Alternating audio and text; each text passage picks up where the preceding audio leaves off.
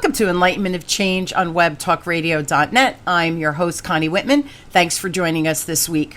So every week as you tune in, I hope this word change or whatever change is happening in your life, that my guests and I provide some tips, strategies, and ideas to help you navigate change just a smidge easier so that you can live your life with a little bit more ease and grace. To help you on that journey of change, I have a free gift for you, of course.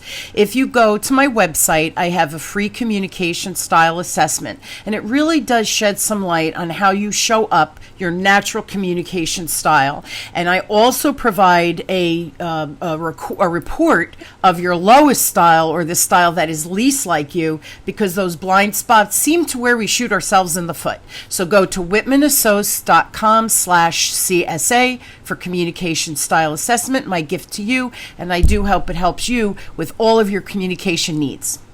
Now today, my motivational quote is by Bill Shankly, and Bill says, "Aim for the sky and you'll reach the ceiling. Aim for the ceiling and you'll stay on the floor." Now, financial freedom, business growth, and personal power. Well, what do they all have in common? Today, during the next 30 minutes or so, my guests and I were going to discover the top 2 challenges women must overcome and how to use them to our advantage, and learn how to stop falling into the 3 traps where even smart women give away their power. And last, my guests and I are going to discuss how to effortlessly translate your desires into inspired action. You guys know me, it's all about the action. That's where we get the results. And if you're ready to shatter your own glass ceiling, this podcast is a must listen for you. So my guest today is the amazing Vanessa Shaw. Vanessa is the CEO and founder of the Business Growth Academy that helps women business owners grow and scale rapidly from 6 to 7 figures. She's on a mission to stop the emotional and financial roller coaster so many women experience, and instead help them to generate fabulous income doing the work they love with the clients they love. When women do better, guess what? Everybody benefits, and I so agree with that. Welcome, Vanessa, to the show. Thanks for being on.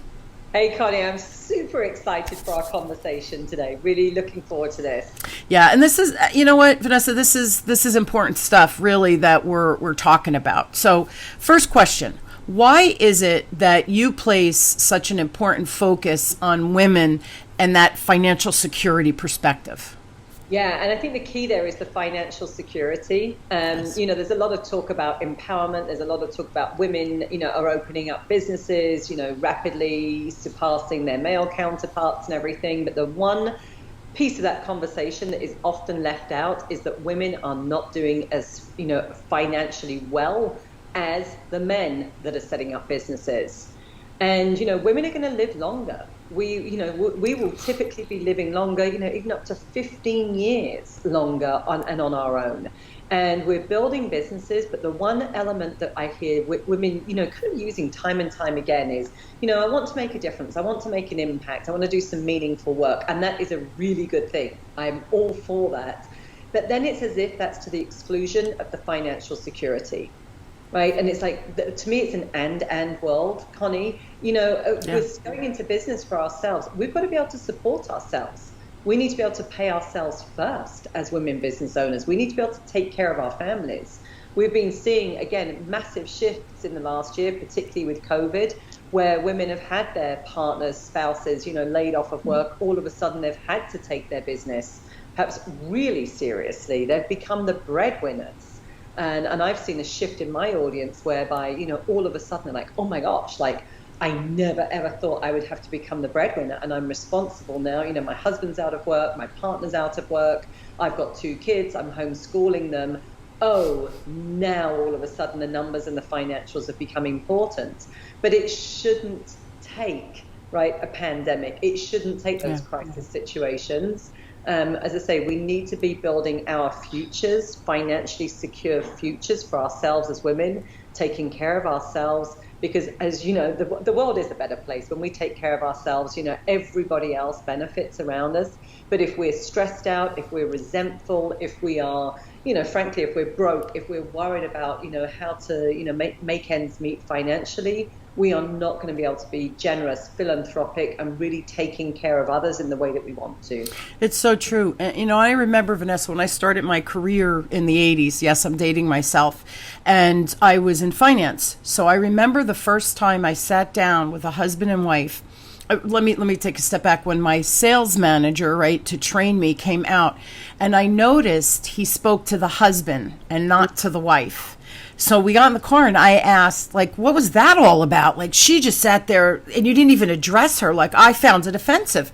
And he goes, oh, because the guys, you know, take care of the money. So I thought, okay, put that in the memory bank. So when I started going out on my own and I would start talking about financial, you know, life insurance, investments, all of those things, I talked to both. And sometimes men would say to me, she doesn't handle that. And my response was, I understand that, but what if something happens to you? Who's got her back?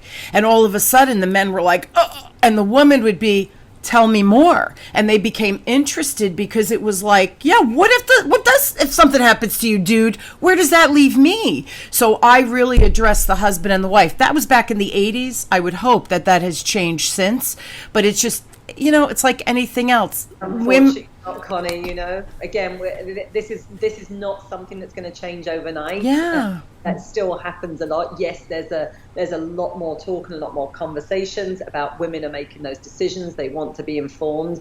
And yet some of those very old school paradigms, you know, still exist. And listen, part of it is not our fault. This isn't a conversation about, you know, making us, you know, as women feel bad or shaming. Sure. Right? You know, a lot of this, I realized, came from a lot of my work is informed, or has been informed over the years by a lot of mistakes that I made, realizing that I had to break through paradigms for myself. Sure. I was the woman that would have never been in finance. You know, anything to do with money, finance, banking, all of those systems. I was the one that actually had a story around, I don't know how to do this. I was never good at math in school. This is for somebody else. I mean, my whole story around not being able to, you know, being good at maths. By the way, we say maths. It's plural in English. Isn't that interesting? Yes. Just in case the listeners say, why does she keep adding an S on that? I love it. I love it. Cultural difference. But, you know, I went to a fairly stuffy English grammar school back in the day. And I remember the maths teacher, her name was Mrs. Della, and I swear she was 80 back then, Connie. I you know, swear, you know, I would have been, 14 to 16 in the time when I was in her class. I'm convinced that she was 80. She was already a granny. You know, poor woman could have been 45 for all of that. But in all honesty, though, it was more about her energy. That was the thing. It wasn't about what she looked like, her energy and her attitude. And this was in the days when, you know, the teacher just stood at the front of the class before whiteboards. Do you remember blackboards? Yes. Everything? Yes, right? yes. Again, we're kind of dating ourselves. Yes. But it was this horrible, dusty, you know, old classroom. And she would do all of these equations and everything on the front of the room. And I would be sitting there, it just was like a complete foreign language for me. And I would ask a question. I've never been shy about asking questions and wanting to understand. And it was genuinely from a place of like, I'm struggling with this and I want to understand. And clearly Mrs. Della, granny teacher, didn't like that. And I mean, I literally had pieces of chalk thrown at me. I mean, back in the day, I mean, you probably hopefully wouldn't get away with that. And then, you know, and we've got to move on. And I was, you know, Vanessa Finn back in that day, Miss Finn, and I just would sit there going, this is double Dutch. And so for me, you know, maths was just this subject that in the English system back then, I think it's probably still the same today, you could actually give it up at 16 because in England we specialize earlier in our education system. And so for me, it was getting the bare minimum to get through so that I could actually give it up at 16. So that's the last, right? That's my last class. And here was the thing. The reality is, in business, the maths that you need, the numbers that you need are not equations, right? It's That's not right. It's not a whole bunch of complicated equations and geometry and everything. It's real basic arithmetic and subtraction. It really is. Guess what, Connie? I was always really good at that. Later on, I actually, again, I haven't shared this story for a long time, but later on, I became, a bartender when I went off to college. And I worked behind a bar, and I've actually worked in pubs. And I actually did really well as a waitress as well as serving tables because I'm really good in the moment. But when you work in an English pub, there is no calculator. You've got a ton of people at the bar, wanting their drinks, lots of complicated drinks, different beers, of course, English culture, right? And gin and tonics and all of these things. And you had to be serving those drinks, pouring those drinks, and actually doing the basic arithmetic in your head at the same time. Sure. Then saying to them, this is it. What I didn't do, though, what I didn't realize when I went into business later is that skill set was exactly the skill set that I needed. Yeah. And so I've still gone into, I went into business thinking, oh my gosh, this is for somebody else. I abdicated responsibility to my accountant and bookkeeper and just kind of gave them stuff. And I was still running that story of, I'm no good with the numbers. This is too complicated. I don't understand. And for me, it took me almost going bankrupt because I wasn't looking at the numbers, and a wake-up call from my accountant that said, you really need to pay attention here. Yeah. Like, what are you going to do to turn things around? For me to have my wake-up call. And that's why, listen, at the time there was a lot of shame, guilt, and embarrassment around that. It was kind of like, wow, how could I have been like earning, generating, my business was generating already over 6 figures at the time. Like, how could I have been generating all of that money and yet have nothing to show for it? Crazy. Crazy, right? I mean, I did have some stuff to show for it, by the way. I had an improved lifestyle, and there were some other things that were happening. So it wasn't that it was absolutely nothing, but there was this whole mystery around numbers. And I realized, Connie, I wasn't alone, that many other women were struggling with similar things. Yeah, and you deal mostly with women, right? I'm assuming from our conversation. What are some of the, I would imagine, because you do this for a living, what are some of the top challenges that you see women facing, and how can they actually use those challenges to the advantage, right? So here you had a challenge and you were able to flip it. So I think sometimes from that struggle comes the aha moments where we can pivot and do what we need to do. So what are some typical challenges that you see? Yeah. So I think one big challenge, and when I look back to what I was going through as well, and we see this a lot with women, is that they're not, they don't want to own that they're ambitious and that they want more for themselves. Really? Right. And it's at a much deeper level. There's something around, especially women in business, we see this a lot, playing small, making excuses, apologizing, really being, making too many compromises. And if we look at, again, compared to our male counterparts, they have no problem saying, oh yeah, I'm going to do this thing. You watch me, I'm going to grow this business. We're going to take it to the next level, whatever it is, that men have no problem kind of declaring really what they want and being ambitious. And yet women do. And this is, again, it's not just about women. It's a much deeper paradigm whereby it's okay, right, for men to be, again, the breadwinners, the go-getters, the, ambitious. We actually we kind of expect men to be ambitious.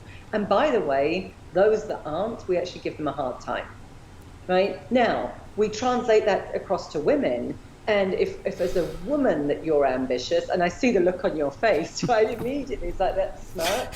Like, what comes up? This is a PG show, but bitch is what comes up, right? Right? Yeah. Exactly. It's like you've got to be some cold-hearted, bitch. The image of what's her name in Devil Wears Prada?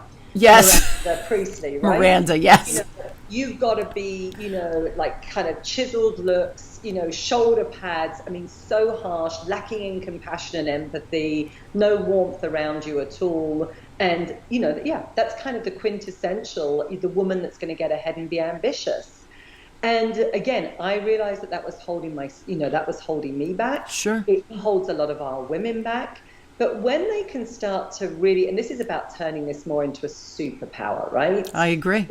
Because it's like, no, hang on a minute. We've got a lot of energy as women. We want to make a difference in the world. We want to be, as I say, more giving, more generous, more philanthropic. We love to make an impact. So when we can actually harness that ambition and realize that, we don't have to be a certain way. I think that's the key. It's that ambition looks like many different things. I agree. Right? Ambition is just wanting more for ourselves. It's wanting to take care of the people that are close to us. It's wanting to create bigger experiences in the world, right? It's wanting to impact more people. But when we really translate that into consciously thinking about who do we want to be as a leader, how do we want to show up, there's massive breakthroughs that can happen, right? It doesn't have to look one way. The other side of that, as I say, is where we have to, really free ourselves up, is not justifying why we want what we want, right? Yeah. I actually attended a workshop with Liz Gilbert of Eat, Pray, Love several years ago. An amazing, amazing teacher. It's a very small, up close and personal. I was also speaking on that same stage. But there was one little thing that she was talking about, which is something I've kept with me, is that oftentimes she was talking about it through the lens of creativity, but it works here around sometimes you just want to create just to create and just because. It doesn't have to have a reason. It doesn't have to have a purpose. And the same holds true for us as women. We don't need to justify why we want more. Again, men aren't doing that. But we go into stories around, well, now all of a sudden I need to earn more because I've got to take care of my kids, or I've got to pay for this, or I've got to, it's like, let's stop. Let's free up that energy. And just, as Liz Gilbert would say, how about just because?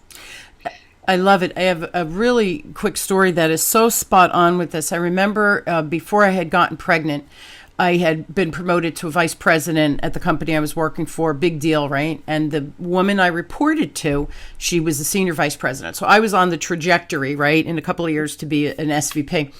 And I remember shortly after I got pregnant. So I came in and I said to her, listen, I'm pregnant. I knew to be a good mom, I needed to keep working. That was just I was true to myself. And my husband knew that as well.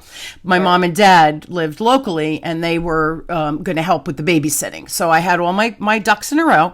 And I remember I went in and Vanessa, you know what she said to me? She goes, you just got promoted to vice president. You're on your way to becoming a senior vice president. Why would you get pregnant?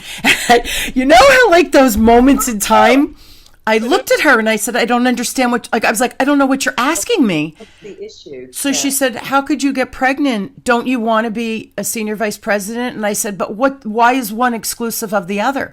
And fast forward, right? Of course I got pregnant. Of course I became the senior vice president. I had a second child, right? It is what it is. You know what your path is. Several years later, the company we had worked for, I had left to start my own business. She was there. They downsized, got rid of her position. So she met me for lunch to network and see if I can hopefully do some introductions. And she said to me, do you remember that conversation? And I giggled because I'm thinking, you remembered that conversation? And she said, now by this time she was older, she was well into her 50s, couldn't have children. And she said, I oftentimes look back that you were so definitive about what I could have both. And she thought I was crazy. And now fast forward, she said, you were right. You could have both. I wish I had that thought process back then. So again, that's that paradigm within what we think, how we're taught, all of those things on how we show up, right? Yeah, absolutely. And I love that story. I particularly love the fact that you were just not questioning a bit. Like, hey, you were living right in the end universe, right? And that's what we're always teaching our clients. It doesn't have to be either or. Right. Yet many of us, frankly, I was brought up in a paradigm as well that it was either, you kind of got married and had the family, or you were a career girl. And by the way, in my family, being the career girl was not the one that was the most valued. That's why I was a stay-at-home mum, right, for 10 years, because that was what the women did in my family. Yes. It was the proper thing. That was the proper thing. Yes. Right? Fascinating.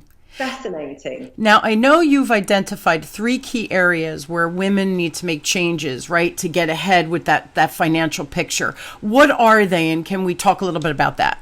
Totally. Favorite topics, and whenever I talk about them, everyone was like, okay, there's definitely something for me in here. Yes. So there's 3, and I'll run through them quickly. Value, but self-value. really valuing our skills, our talents, the gifts that we're bringing to the table. That's number one. That's the foundation of everything. If we're not really valuing ourselves, we can't expect other people to. And that is an inside job. The next one is boundaries, right? What are, our yeses need to become really important.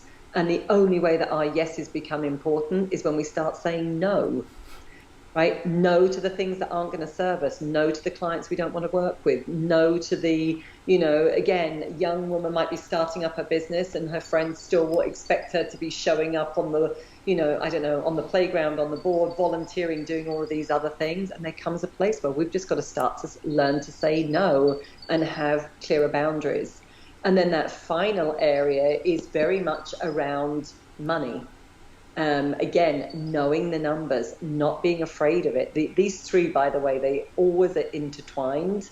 But again, being comfortable, first and foremost, when we own our value, when I see our female clients really owning the value that they bring to their clients and the outcomes that they can provide, their revenues go up. Right. And it's not just that. Of course, there's strategy in there of packaging services and pricing and all of those other good things that come into play in business. But if they don't start to value themselves in the first place, packaging and pricing and positioning are always going to be tricky.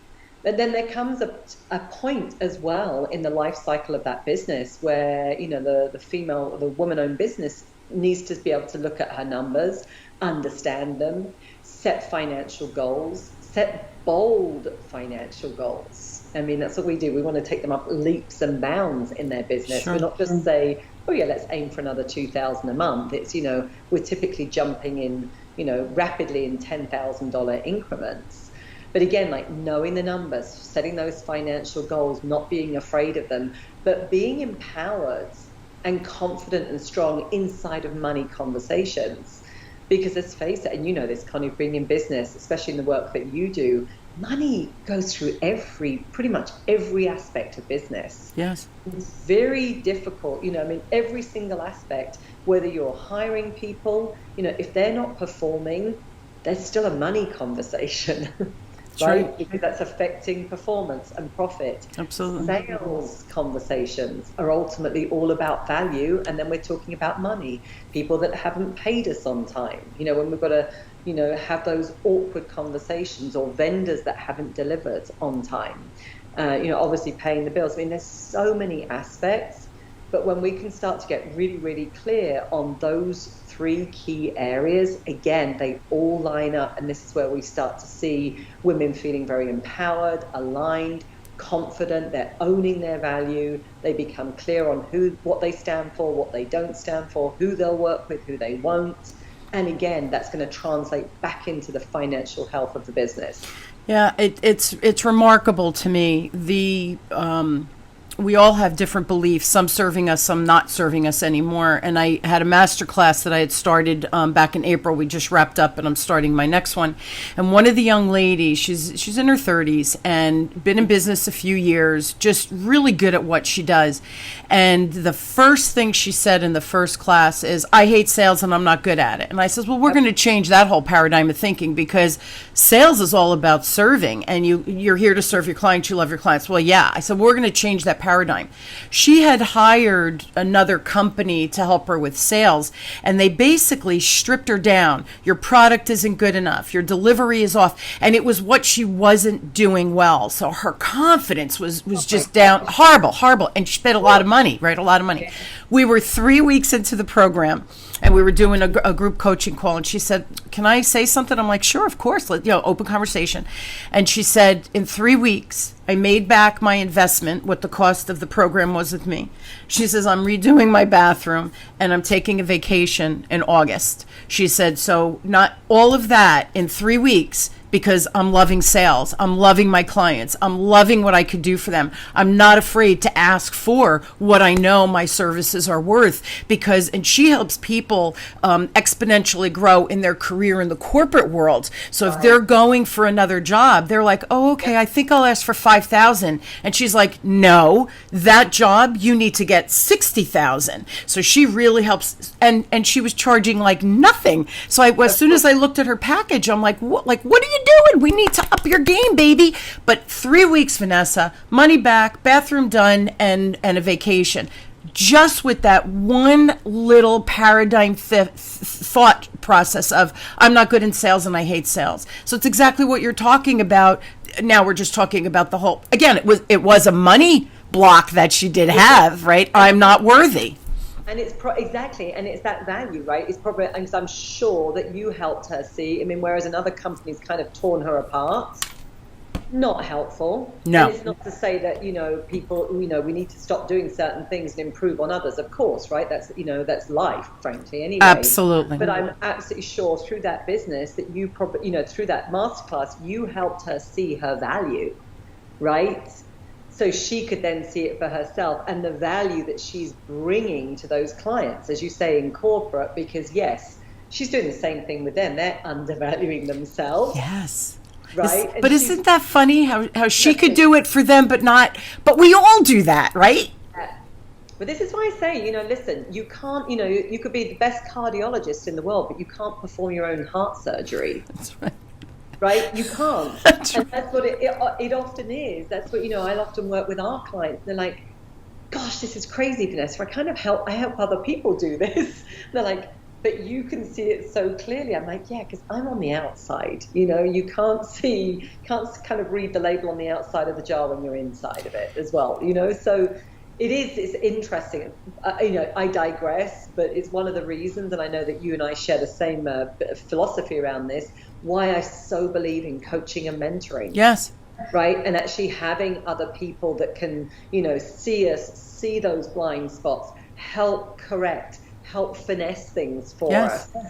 Well, you before we recorded, you hired a publicist, right? Because you don't know, that's not your zone of genius, right? Last year with COVID, everything was digital. I needed a coach. I'm like, I'm out of my element. I've been in business 20 years. I don't know anything, right? Of course I know stuff, but I knew I didn't see the whole picture. I hired a coach. So people say, but you're a coach. I said, but that doesn't mean coaches don't need coaches. You can't see your own crap, right? We need other people. We're in the jar and the directions are on the outside. We need someone to read the directions for us, right? That's what we're talking about. If women, so people are like listening now, right? Women hopefully are, and by the way, guys, because I have male listeners as well, Vanessa, if you have a daughter that's struggling or you have a wife that's struggling, turn her on to this episode. This is important stuff for men and women to hear, I think, equally in relationships. So if women are listening and they're just second guessing themselves or doubting themselves, where do you think they should place their trust first? So like, what's that first little step that they can take? Yeah, I love this question because when they're in that place, here's what often we'll see. Just so women, you can recognize kind of the symptoms like second guessing, doubting, all of those other things. Where do we go to? We start to get into comparisonitis. Look at what other people are doing, right? Oh my gosh, they're further ahead. Or somebody out there is, their website looks better than mine. They look way better put together, right? This is where, as well, women will start to hide. They'll start to get into perfectionist tendencies and, that doubt that comes up, which is often a part of the up-level process. As we want to make a leap and go into that next level for ourselves, it's normal that we're going to feel a sense of anxiety, right? And some doubt because we're entering uncharted territory. Right? It's very normal and we need to know that and acknowledge it and actually kind of embrace it and say, oh, wow, I'm feeling uncomfortable. I can see these patterns. That's got to be a good thing. But where we can often go in a dysfunctional way is we become, a lot of procrastination and which is directly linked with being, perfectionist tendencies. So now we're going to start to become, very perfectionistic in everything that we're doing, right? It's just, we're 80% there, but yet we're hesitating and we're not moving things over the finish line.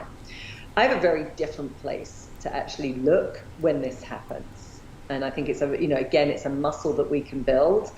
For me, this is about tuning inwards, Connie, and really tapping back into our own desires of what we want, right?